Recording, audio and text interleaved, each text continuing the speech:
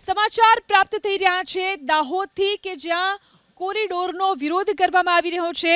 Delhi Mumbai national corridor માટે દાહોદમાં police બંદોબસ્ત સાથે સર્વેની કામગીરી। ઝાલોદ તાલુકામાંથી કોરિડોર પસાર થવાનો છે। 14 ગામના ખેડૂતની જમીન કપાતમાં જતી હોવાથી ખેડૂતો વિરોધ કરી રહ્યા છે। 2 મહિનામાં ત્રીજી વાર સર્વેની કામગીરી કરાઈ। અગાઉ ખેડૂતોએ વિરોધ કરી સર્વેની કામગીરી રોકાવી હતી। નેશનલ હાઈવે ઓથોરિટીના અધિકારીઓ પોલીસ બંદોબસ્ત સાથે સર્વે કરવા પહોંચ્યા, જેની જાણ થતાં અસરગ્રસ્ત ખેડૂતો પણ પહોંચ્યા અને અધિકારીઓ સમક્ષ પોતાની માંગ રજૂ કરી।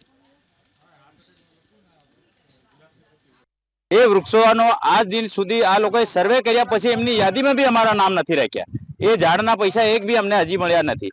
એ અમને નથી મળ્યા। આ પછી ઘરો અમારા તૂટી ગયા। ઘરો તૂટ્યા એટલે એક ઘેર અહીં હતું રોડની બાજુમાં, હવે એક એમની જમીન 1 કિલોમીટર દૂર હોય ત્યાં મકાન બનાવવું પડે। ત્યાં મકાન બનાવે ત્યાં હવે લાઇટ માટે કોણ આપે લાઇટ?